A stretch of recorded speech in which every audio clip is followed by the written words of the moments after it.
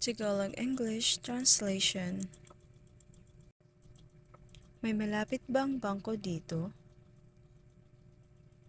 Is there a bank near here? Oo, dyan sa may kanto. Yes, just over the corner. Nilalagnat na ako. I'm running a fever. Tingnan ko nga ang temperatura mo. Let me check your temperature. Handa ka na bang umalis?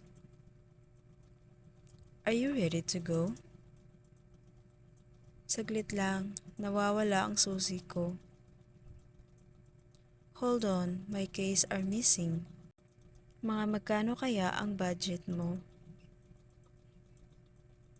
Approximately, how much is your budget? Wala nga akong pera. I don't have any money.